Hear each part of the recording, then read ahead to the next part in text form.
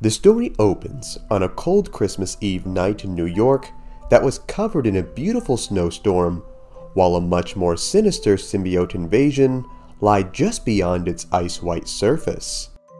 The streets were barren and dark, where we see an older man struggling to carry a bundle of gifts home to his family. During his frosty trip, the man mistakenly drops one of the presents, and as he stoops to pick it up, he is met by a rather peculiar sight, which was a very thin and near emaciated looking Hulk. Horrified, the man ran off, much to the disappointment of the hero, only for that disappointment to quickly turn to childlike joy, where he saw that the dropped present from before was all his for the taking.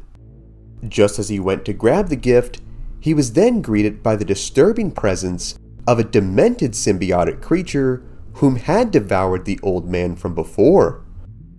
Shocked at this monster's appearance, the Hulk did not even have time to react as it leapt into action, ensnaring him with its black tendrils.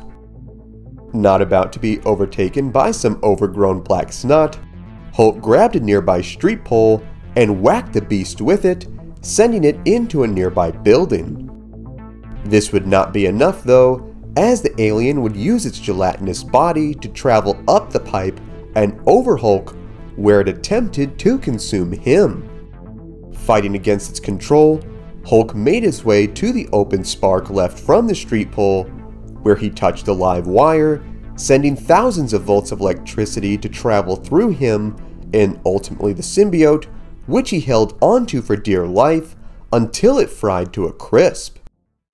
Glad that things were taken care of, Hulk went back to more important matters, which of course was his present from before. Upon opening the gift though, the big skinny child was sorely disappointed that the present was not a PlayStation or an Xbox, just a lame old hairdryer. Honestly bro, you grow those green locks out to a mullet and you'll be thankful you got this thing.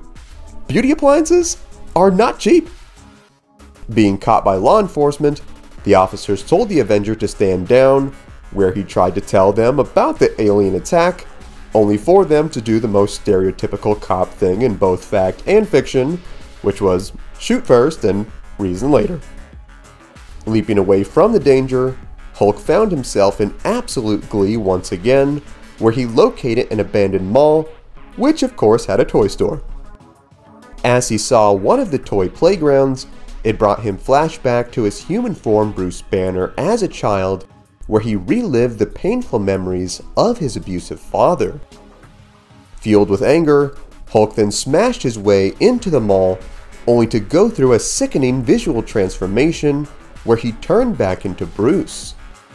Before he even had time to collect himself, he saw that the symbiote from before was indeed not dead and had taken over the two police officers from earlier. Attempting to summon the Hulk once again, the big guy would not come out, causing Banner to flee on his own into the depths of the mall, all while being chased by the blood-hungry beast.